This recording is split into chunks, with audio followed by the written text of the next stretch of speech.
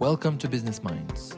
This week, we introduce you to Sasha Ghavami, attorney and agent for professional athletes, including his longtime friend and NFL star from Quebec, Laurent Duvernay-Tardif, winner of the 2020 Super Bowl. I believe I was the first NFL certified agent in Quebec. You know, if you have an opportunity, you gotta seize it. The only reason I'm on TV is because people are interested in sports. If people were interested in accountants would be on TV, right? It's easy being an agent when everything goes well.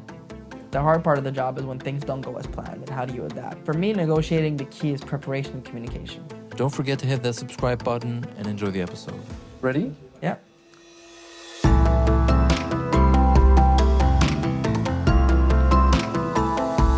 Welcome to Business Minds. Today we're delighted to receive Sasha Ghavami, attorney, agent for professional athletes, and founder of VAAS Management. Sasha, thank you very much for being with us today. Yeah, thank you guys for having me. So first of all, I would like to ask you to define your role in just a few words so our audience can understand a bit better, because it's very specific and diverse at the same time. Got a lot of roles. I'm going to try to keep it brief, but first and foremost, I'm an attorney. I've been an attorney since 2014. Graduated from University of Montreal, went to law school, Quebec Bar in 2014. I'm also a professional sports agent in pro football. So I represent professional football players, mostly CFL and some NFL players as well. And I also started a business to help student athletes get to college sports, to help kids from here, all different sports, to help navigate through the processes and like whether go to prep school, go to CEGEP, universities, whether it's in the United States or in Canada. So that's called VAAS College Recruiting. So we started that, founded my sports agency called VAAS Management. And now also co-own bakeries that we bought. Oh yeah, right. Yeah, that's pretty cool. That's a relatively 3 years in the making, but one of my good friends, Lahan, and I, we bought the bakery that his parents started, and we took that over about 3 years ago. So a lot of fun there. Excellent. We'll come back into that a bit later. Thank you very much. So first of all, we like to go back to our guest's background. So my first question is very simple. Where did you grow up, and what kind of job were you dreaming to do as a kid?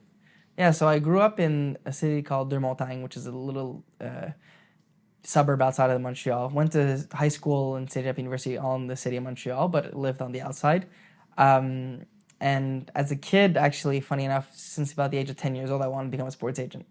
That was kind of my, Wow, okay. It's kind of my dream job as a kid. Interesting. That's unusual for kids, isn't it? It was very unusual. I know my parents thought it was really weird. People thought it was really weird too, but I was a huge sports junkie. Like, I loved it. I love watching pro sports, following pro sports, and I played sports growing up. Was a big tennis player growing up, but I knew at a relatively early stage I wouldn't want to be a pro tennis player.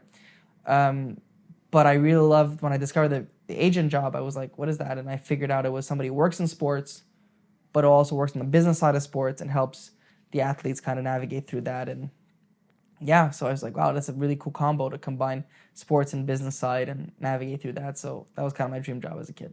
Excellent. So what was your favorite sports team growing up? I had a few. Montreal Canadiens, obviously. Baseball, Montreal Expos until they left. Then when the Expos left, became a Toronto Blue Jays fan, being a Canadian team. And basketball, I started off being a Chicago Bulls fan with Michael Jordan. Then when I got older, Michael Jordan had retired and wasn't there. I was like, oh, who am I rooting for? And obviously the Raptors, being the Canadian team as well. Obviously working in pro football now is a bit different because, you work in pro football, it's like you deal with teams, but I grew up at San Diego, now Los Angeles Chargers fan. So those were my main teams. Obviously CF Montreal and MLS soccer. And European soccer, I don't really have a favorite club. I like following it. I like seeing, the different developments of clubs, how they can achieve, but I love international soccer a lot, so it's good. Okay, excellent. And so we understand that you had a very early on that interest in the world of sports in general. What did you study then? And did you have a clear goal in mind of how? You said you did know that you were dreaming of becoming a sports agent. Was that always the case, or did you have any other ideas along the way? Yeah, so as I got older, I realized how improbable it was to become a sports agent, just because, there's no real go study this and you go become a sports agent. Like, it has to, certain things have to happen in your life for it to take place. So I went to school and I was hesitating between engineering and law. And when I went to CEGEP, I took classes in science, pure and applied, and I was really bad at it. Everything to do with physics, I was terrible. I never worked so hard in my life at school than those times just to pass. And so I knew it wasn't for me, and I went to law school. A lot of people say, oh, you went to law school to become a sports agent. No, actually, I went to law school to become an attorney because I figured if I'm not going to be a sports agent, what interests me? And law and the whole attorney work interests me. So decided to go to law school and become an attorney, not knowing I was going to become a sports agent early on, just saying to myself, "Hi, I'll become an attorney and I'll see if it leads me to sports down the road, but at least I'll have this background." And so that's what I did. Excellent. And so, not just professionally, but growing up, who were your inspiration figures, your role models? It can be people you knew or just celebrities outside. Yeah, I mean, that's a good question. I think that when I was looking, I didn't really have like somebody that was like, oh, I want to be like this person. I think I had a lot of people that I was admirative about. You know, I look at a guy like Pat Brisson, who I never actually met, but Pat Brisson was working in pro hockey as a sports agent for a long time, you know, and he was a bit of a trailblazer when he started working with Luc Robitaille back in the late 80s, and he continued his business and developed it, you know, and I thought that was really, really cool. But you look at, you know, inspirational figures. I look a lot like athletes. My favorite athlete probably growing up of all time is Andre Agassi. Oh, wow. You know, and I remember watching Agassi as a kid, like nonstop. And for me, he was like I mean, there's obviously the old Agassi with the long hair and all that, but you know, I was more in tune with got to know more of the new Agassi because I was a bit older when he was, he had shaved his head and he was like more calmer. For me, it was like somebody who works hard, somebody who has the eyes on the prize and just, focus on what you can control, And so I feel like a lot of athletes, pro athletes, or even not pro athletes, but just athletes in general who have played at a high level, you can learn a lot from. And a lot of them, inspired me to kind of keep going. And I think on the sports agency side, I would say somebody like Pat Brisson was obviously somebody who was very respected. But in general, I think people like Agassi or other pro athletes that I remember following and being admirative about is like, yeah, that really is people that helped me a lot. Pretty cool. And so you mentioned your studies in law. Yeah. How did your career start? What was your first job, basically? After law school, or or like as a kid? It can be both. So I was a tennis coach during my studies. That's how I made some money during the summer. So when I actually started working as a sports agent in my year that I was doing the bar exam, which is kind of weird. So I started working as a sports agent. My first client, who was Laurent Tardif, who's very well known in Quebec now. At the time, he wasn't known at all, but we started working together in 2013, and I had just graduated law school, and I was getting to the bar. So when I did the bar, I passed it. I started doing articling at a firm downtown Montreal, where I did my mandatory articling for about 6-7 months. And then I ended up working for myself with a partner who was doing tax litigation. And I did tax litigation for 4 years. Okay, wow. Yeah. Okay, excellent. And so as you started to touch a little bit, your career has been closely linked to one person, Laurent Duvernay-Tardif, who was offensive lineman for the Kansas City Chiefs, winner of the 2020 Super Bowl, who brought you into the world of professional sports. Can you walk us through the main steps of how you entered this world of becoming an agent, which is, as you said, very difficult? Yeah, so it's a cool story. So Laurent and I, we met when we were in Cégep. We went to Cégep together. And so he was coming from the South Shore of Montreal, and I was coming from a school in Montreal where a lot of my friends, we went to Cégep André Grasset, Collège André Grasset. And most of my friends, if not all, played football on the football team. And so Laurent was playing football with them, so they met until by proxy I became friends with Laurent at that point. And he was this big guy, he was a good football player, but he wasn't like dominant at that time. He was, above average, but nobody had said, oh my God, he's going to be the next big thing in the NFL. Not at all. But then he went to at McGill University in medicine, and I went to University of Montreal in law school. And we obviously stayed close and we stayed friends. But he really excelled there. That's when he changed positions. He went from defensive lineman to offensive lineman. And then he really took off, gained a lot of weight, became, a lot stronger, faster, more physical, and then was getting NFL, attention. And so what ended up happening was I was in my last semester of law school. I decided to do it in Australia. I did a semester at Perth, the University of Western Australia, which was awesome. And I remember it was like May 2023. So my semester was ending end of June, and in May 2023, and I see this article come out that Laurent's the number 1 ranked prospect for the CFL draft of the following year. I was like, oh, that's pretty cool, good for him. And I remember FaceTiming or Skyping at that time, because I don't even think FaceTime existed at that point, but I think Skype, with a buddy of mine that a couple of days later, and we were talking. I was like, I saw Laurent's really doing well. Good for him. Congratulate him for me. I'll look forward to seeing him when I get back. He says, oh, funny enough, you mention it. He's actually he actually talked about you. And I said, oh yeah, about what? He said, well, apparently a lot of these agents are reaching out to him, and he wanted to know if you were interested in working with him. And so at the time, it was like May 2023, so I was 21 years old. And Laurent had just turned 22, so we were the same age.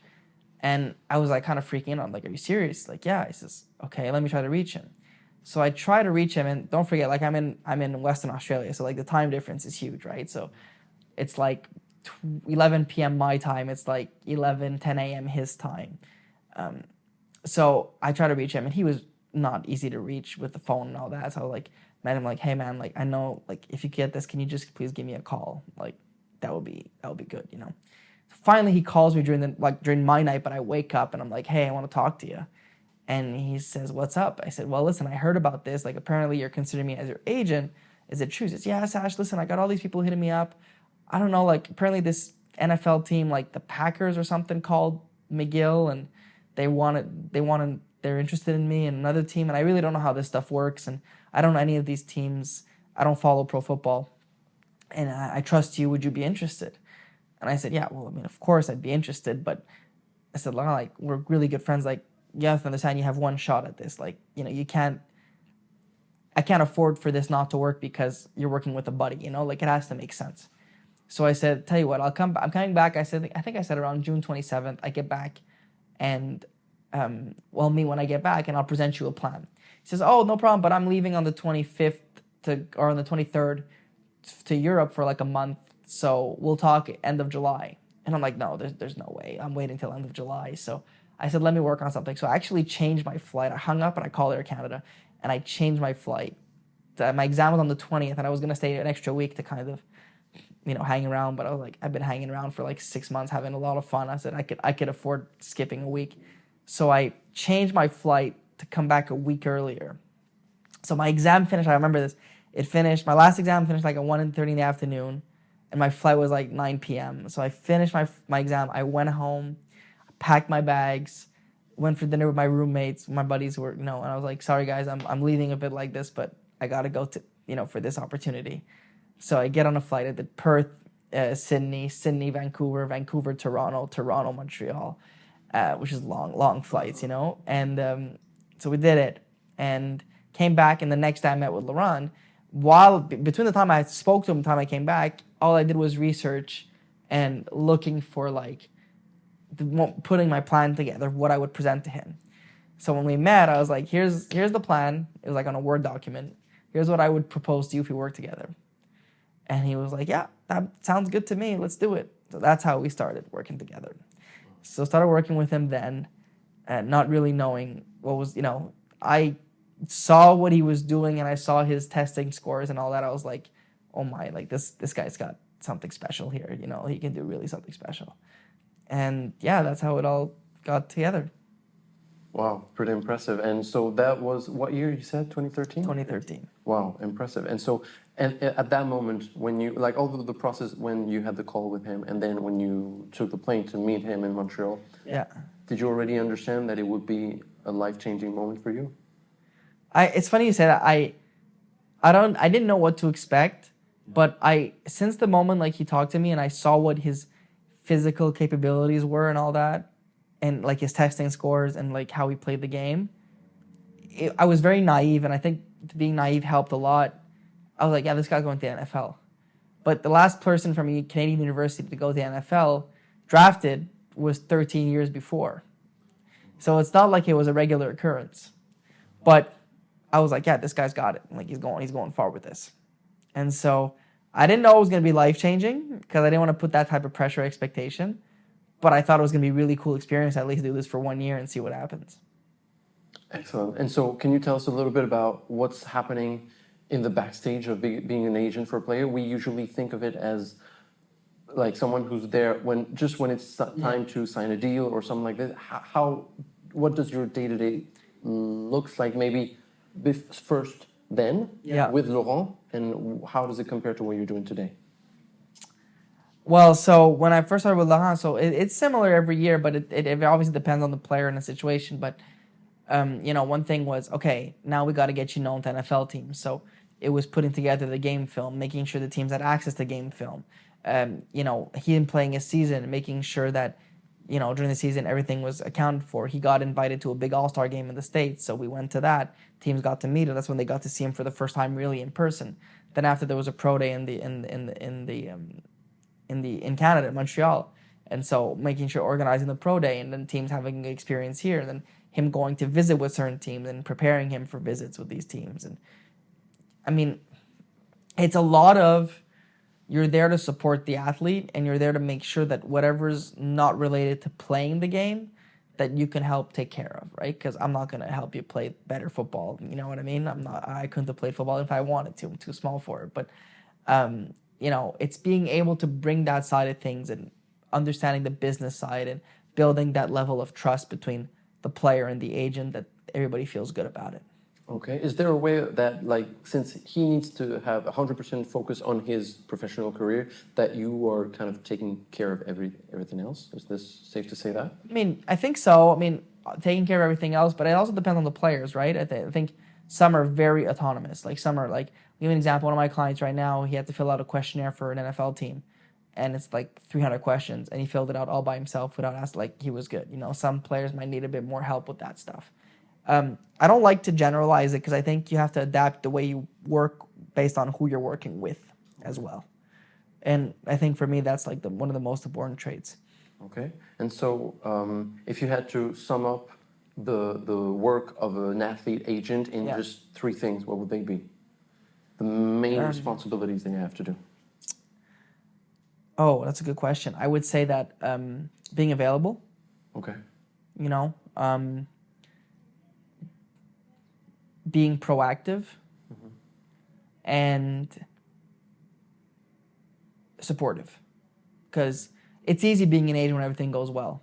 Yeah. The hard part of the job is when things don't go as planned, and how do you adapt, and how do you make it.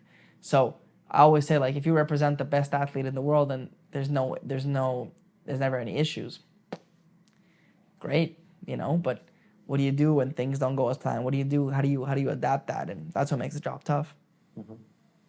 And so can you tell us now the story of how you created the different companies? So you mentioned VAAS Management, the VAAS Recrutement Universitaire in French, and even the bakery one. Yeah. How did all that unfold? So, I mean, when I started as a sports agent with Laurent, like, we went through the process, he got drafted, great, right? Then the year after, I was like, actually a couple months after, I was like, oh, I'd love to do this more, like, with more players. Well, not necessarily a full-time job, but more with more players. And so I remember talking to a scout that I had befriended during the process who worked in the NFL, and I reached out to him and I said, hey, you mind taking my call? And I had a call with him, like, hey, I'd like to do this more. I'd like to get more known.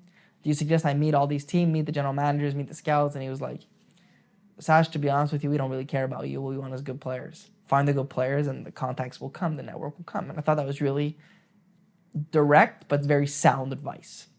Was able to kind of like prioritize and say, okay, yeah, you're right. Like, if you have to choose, like, it's a bit the chicken or the egg. How are you going to get clients if you don't have the contact? But how are you going to get the contacts if you don't have the clients? Yeah.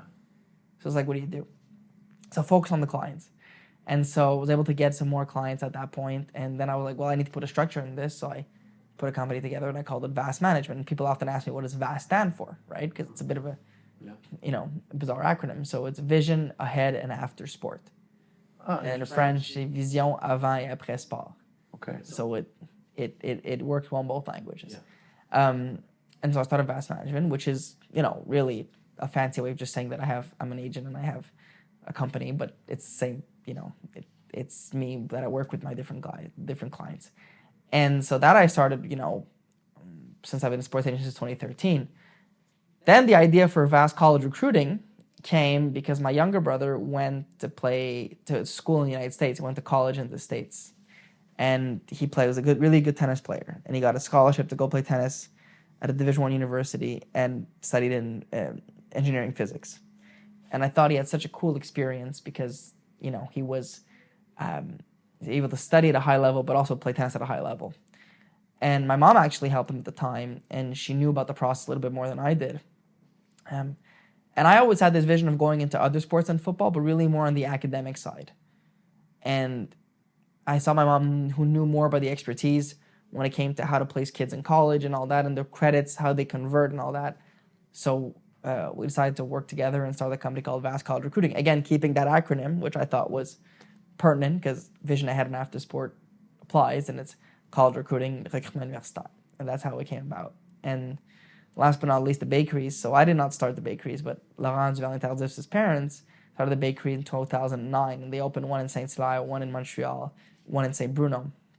And then they approached Laurent in 2020 and saying, listen, they're getting ready to retire. And Laurent always had the vision to buy the bakeries. I think he wanted to do it a little bit later in his life, but the opportunity was now. And so he approached me and said, would you be interested? I said, yeah, that would interest me. Because I just knew the family, and I knew nothing about the bakery industry. Like, obviously it was brand new to me, but it's good to diversify, not be afraid of taking opportunities when they present themselves, I guess. And decided to go into that. And so we just took over that business and trying to help it grow. Perfect. I have more questions about the VAAS management structure, both of them. First of all, were there any similar structures before, like in Canada, of agents like you building a structure to recruit young athletes in college? You talk about VAAS College Recruiting? Yeah. Well, let's start with this, yes. Yeah. I would say that, it exists. It exists. I think the business model varies. Some companies are a lot more volume oriented. Doesn't mean it's bad. It's more like getting numerous clients. We're more of a little bit of a boutique type service. We don't sign a lot of clients per year. We maybe get 15 to 20 kids a year, all sports combined, girls and boys. Okay. So how do you select them? So we often get referred. Okay. Referrals. We give presentations in schools. We don't solicit. I don't reach out to kids saying, hey, I saw you're a really good golfer. Do you want to come work? No, we don't do that. But it's important for us. The values are important. So I often tell kids this: use your sport as a platform to obtain high studies. And in North America, even more so than in Europe, combining sports and school at the university level, we have great infrastructure for that. In the US, even in Canada, there's all that support system in place to do that. So it's really something that is, I think, unique, and we have to take advantage of, right? So for us, when we meet the families, meet the kids, is yes, you have to have a certain level of play. Like, obviously, somebody who plays golf once a year, wants to play college golf, won't work because you won't have the level. But you also you especially have to have that vision of wanting to go to school and wanting to kind of combine studies and sport at the highest level that you can do. So we have kids who play Division 1, Division 2, Division 3, Canadian University. Like, it depends, right? Whatever's the best fit for you. Okay, excellent. And so back to VAAS Management, the main one. You mentioned earlier that before Laurent Duvernay-Tardif, the last Canadian NFL player that was drafted was 13 years prior? From a Canadian university, yeah. Yeah, you're saying so there were other Canadian players from American universities, yeah. Okay, so how did the recruitment happen before? Are there many Asians like you in Canada trying to recruit for the NFL? There were. I think it also, you can be the best agent, but you the players you represent have to have the level for it. And Laurent was a special player. Like, he was a good player with a good mental capacity in terms of, he's a smart guy, but he was also able to handle the different steps of a pro process, which are difficult. Mentally, it's a grind. Yeah. It's not always simple. It's never simple, and it's very taxing. Things don't often go as they're planned. So you have to be ready to adapt, ready to do those different things. And so there were, I think, people, I don't have the statistics, but I believe I was the first NFL certified Asian in Quebec. Okay. As far as I know, I don't like to advertise that because for me, it doesn't really matter. It's really more of, making sure you're able to do it. And I think it's super cool to be able to help athletes who go to school here, to give them a platform to get seen by NFL teams. And I think that's super rewarding. Excellent. And so how many players do you represent today? And where are they from, mostly? So they're mostly from Quebec, who went to school in Quebec. I have about 30, approximately. Most of them CFLers. NFL depends, right? If they're make the team, if they don't, and all that. But yeah, I would say that it's pretty much my niche. Like I had NFLers, Laurent Tardif, Anthony Auclair, Mathieu Betts, Marc-Antoine Dequoy, Pierre-Louis Lestage. So a lot of Quebec players who went to school here who have the chance to get an NFL shot. Excellent. And so how, you mentioned that you don't do any prospection. They come to you, the players come to you? In pro, I do prospection. Oh, so yeah, okay. When it comes to pro athletes, I will recruit them and I will contact them. How do you reach out to them? How does the process work? Reach out all different ways. It could be an Instagram message, it could be a Facebook message, it could be a text message to introduce yourself and try to explain what you would do and how you would, have a chance to talk to them and say, listen, can we have a phone conversation? I can explain to you what I do, how it works, and yeah, take it from there. Okay, so every player is probably like contacted by several agents, and you just have to convince that you would be the right fit. Yeah, exactly. That's how it works. Okay. Exactly. Very interesting so far. And how did you learn to negotiate a contract? Because this is one of the key elements of your job. How did you learn this? I'm still learning. It's never something you learn first time, I love negotiating because I feel like negotiating is something you constantly improve on, I'll probably go my whole career and I think my last negotiation on this earth will still have things I could improve on, And I think for me, it's I think my legal background helped a lot. I think the way you learn in law school, the way you learn how to practice law helps a lot for that because it allows you to kind of have a way of thinking that's maybe a bit more adapted to the realities of negotiating. For me, negotiating, the key is preparation and communication. Okay. The more you prepare, the more you communicate, the more you can listen, the more you can gather info, the more it'll help you think clearly as to what solutions exist. Okay, perfect. Can you share a couple stories of negotiations that went maybe better than expected, and some that did not? Oh, that's a good question. For sure, I did one a couple years ago with one of my clients in football where, he had come out 2 years ago. He had come out with a tough year injury wise, wasn't even sure to get another contract, then signs a contract with a team. In football, the contracts aren't guaranteed. So when you sign for an amount, it doesn't mean that what you sign for you're going to get, because if they cut you before, you're not going to get the amount. So you only get paid for what you do, unless you negotiate guaranteed money. So did the contract with the team. He had a good year, and after that year, I approached the team and I was like, "Hey, would you be interested in signing him?" They were interested in signing him. We negotiated, and he got a significant increase in his compensation than he was getting the year before, just based on his performances. And although he had come off a couple of years that were more difficult, really stepped up his game last year and was able to get into a good situation contractually. Just recently I did a contract for a football player, and I was working for weeks and weeks to try to improve the condition, try to improve it, and bringing out all the arguments, bringing out all the different points, and the team stood firm. The team stood firm on where they were, and they forced me to make a decision.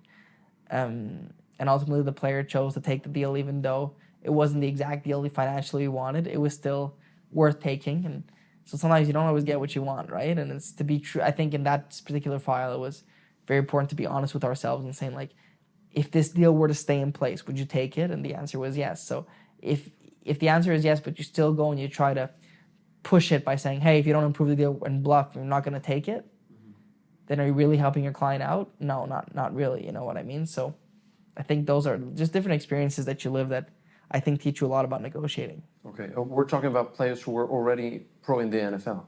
Yeah, so the last example was a player who was playing in the CFL, just signing in the NFL, and the other one was, playing in the NFL, exactly. Okay, and so in that case, did it ever happen to you that you would advise your player to make a decision and they would go in a different direction? Is this something, did you have to negotiate with your player clients as well? All the time. But not in a bad way, in the sense that it's not really negotiating. It's more of exchanging ideas and then understanding the vision that the players have and what's your vision. And just earlier today, I was talking to one of my clients and we were talking about a file, and at the end I jokingly said, like, oh, good, we found common ground, we laughed. But it's important, I think, to exchange ideas and to kind of see where everybody lies. And I think you could take some good out of both sides and be like, okay, like, how do we do that? Okay, excellent. And so looking back, what is the most important deal you ever concluded so far in your career?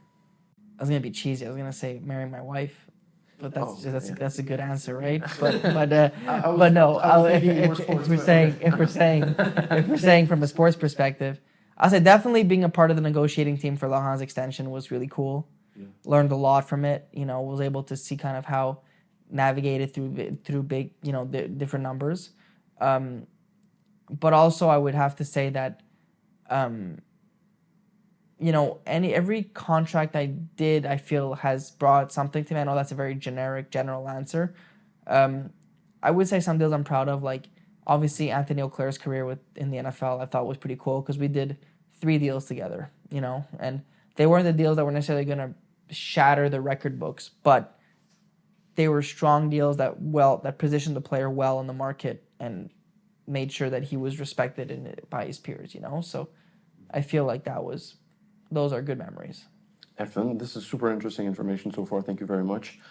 Still talking about money. How does an agent for professional athletes exactly make money? Is it because usually we think about it as like maybe you're getting a commission? Yeah. Is it a one-time thing? How do you like put a measure all throughout the year of how you get your pay? So the NFL and the CFL have mandatory contracts you have to sign with players. And so the maximum commission you can charge is 3% plus tax of whatever the player physically earns gross.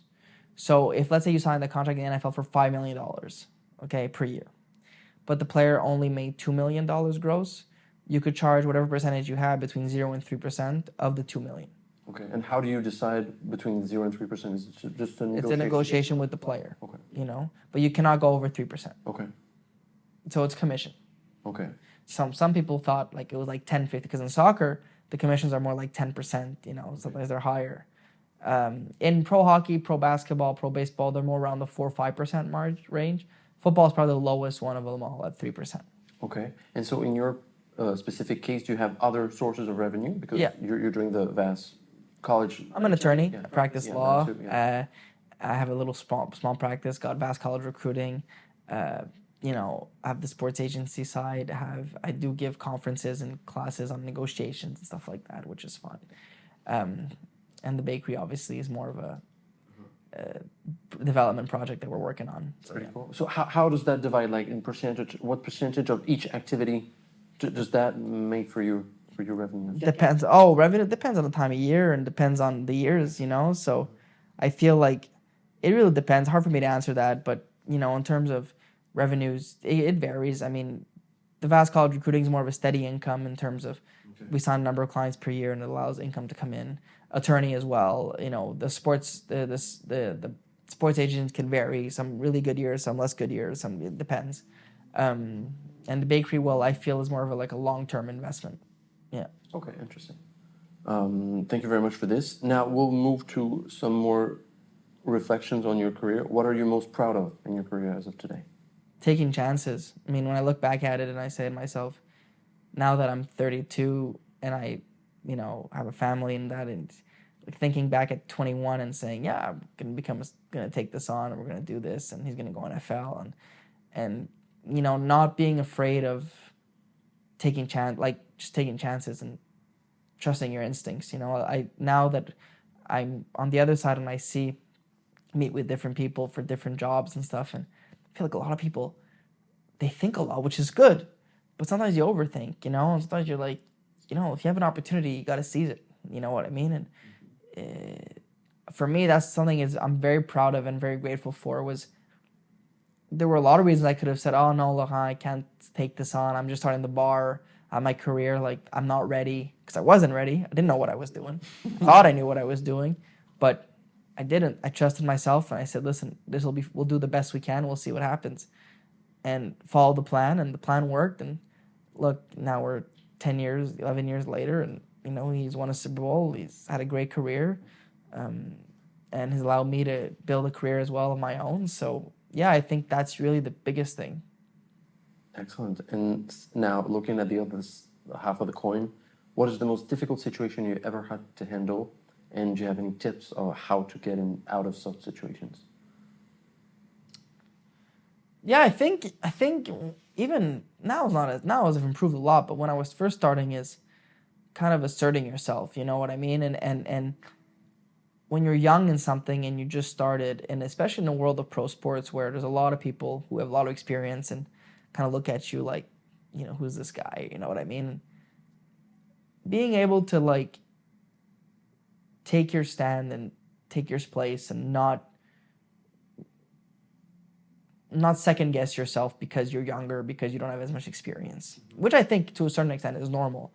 But if I would give advice to people, and if I give advice to my younger self, it would have been that. It would like, you know, doesn't matter how many years you have, doesn't matter that you're younger, just you know, assert yourself the same way you would assert yourself if you had 30 years of experience in the business, while understanding what your limitations are. And I think it took me a couple of years to get there. Like when I first started in 2014, like I was a bit more reserved, a little bit more, you know, and then as I got more experience, I really took off with my agent back, you know, my clients. Really 2017 was when I kind of really was able to assert myself the right way and then started recruiting clients and getting more and more, you know, quality clients there, I think. Yeah. Okay. Do you have any specific memory of difficult situation when you felt like you needed to make that effort? Yeah, I remember recruiting in 2014 after Lahan got drafted, and all the players telling me that they weren't interested in working with me, you know, because I was like still younger than most of the players, and like it was just one of those situations where they're like, oh, he's Lahan's friend, he's not really for real, and all that, and it was tough, you know, because you're like, oh, this just happened, great, and the year after you're like, it kind of, but I signed some players and I worked hard for them, and they got drafted late round or undrafted in the CFL draft. And although they weren't the biggest names at the time, it just showed the work ethic I was going to put in. And then the year after, when I started recruiting other players, then they saw that I was serious and I was interested and I was for real. And then all of a sudden I started signing players who were a bit, you know, come out higher draft position, you know what I mean? And then go through those processes. And yeah, so I think just the high with Lahan with the draft, and then the not really a low, but kind of the crash after where it's like back to reality where you have to start over and you have to do everything from scratch, you know. Okay, very inspiring. What are the most important skills you have acquired in your career so far? Skills? I think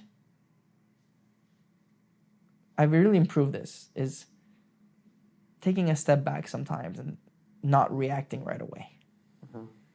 You know, jokingly, when I was giving a class not long ago, I was talking about negotiating, and I said, it's good in negotiation to kind of like take a break and take a step back. I said, it's very rare when you react on the spot that reaction, you say to yourself later, you say, oh, it's a good thing I reacted right away and I said what I said right away because it was a great idea, right? It's rare. It's very so sleeping on things, and I get emails sometimes or texts or calls, and you're like, you're not happy, you know, and you want to react to it, but taking a day or two might help in the thought of how to react to that. So I've developed that. When you ask me like acquired, that sounds like that came easy for me. It used to be like, oh yeah, okay, fine, here's my reaction, you know what I mean? But now it's like, okay, let's temper, let's think about it, let's reflect on how to best handle the situation. Excellent, very inspiring again. Thank you for this. And so now moving to the next session of this interview, which will focus more on your vision, a broader vision of what you do. So first, it looks like you are making a personal mission to represent talented prospects from Quebec toward the American Professional League. Is that correct? How do you see the future and goals of your activities on the long term? I mean, I think it's obviously something that's a continuous challenge. I mean, more and more athletes are going to American high schools, American, you know, and all that. And I think they go in the American college system and they're going to be a lot more in contact with big American agencies, you know. And I think for me, the challenge is to adapt. It's easy to sit back and say like, oh, it used to be better in my day. It used to be easier then. You don't go anywhere with that. Okay, now, what do I have to do now to be better? What do I have to do now that I can adapt to the realities of 2024, which wasn't the same reality between 2013 and until 2018, 2019, for example, right? So I think athletes are getting more opportunities, they're getting more seen, they're getting more scouted. And for me, that's really good news. And I think it's just me on my job adapting to that. Excellent. And so, for someone now who would like to follow your steps and Yeah. become an agent for athletes as well, what would you be your recommendation of a place to start? Because as we said, it's very difficult to understand a like straightforward pathway. What would be your recommendation? I often tell people when they ask me that is I got lucky because I chose my friends wisely, right? Because one of my good friends became very good football players. So I guess that's my number one piece of advice. But other people like go through internships at sports agencies, and other people kind of start on their own, which I respect the whole ton. I think the biggest piece of advice I would give is to understand how difficult it is and to relieve some of that pressure by finding other interests. So like I did, I was going to become an attorney if it wasn't going to work, and even to this day, it works, but I'm still an attorney. If you find other things you like and other things you enjoy, it removes the pressure of having to succeed. And if you remove that pressure, you can more enjoy the job. You know what I'm saying? I think for me, that's the biggest thing, because there's a lot of sports agents out there that I've met that don't enjoy it that much because it's too much pressure. But they do it because it's their job. I am lucky that I continue to do it because I enjoy it, not because I have to do it. I think for me, there's a big difference there. That's an excellent advice. Thank you very much. You shared a few already. So now my last question of this section is, what is the best piece of advice you've ever received? And would you give the same piece of advice to your 20-year-old self? Well, the best piece of advice I've received, I said it earlier, but is focus on the players and not on the contacts. And I think that was one thing that really served me a lot in my career. And I also think that, focus on what you can control. I often say that to myself. Focus on what you can control. A lot of things out there we don't control, and we worry about it, and we stress about it, and ultimately, what are we gonna do? So, I think focusing on what we can control helps a lot. Very good one. So now we will move to the last few questions of this interview. Yeah. First of all, if you could have a private meeting with a person, anyone, dead or alive, who would it be? Andre Agassi. Yeah. Oh, yeah.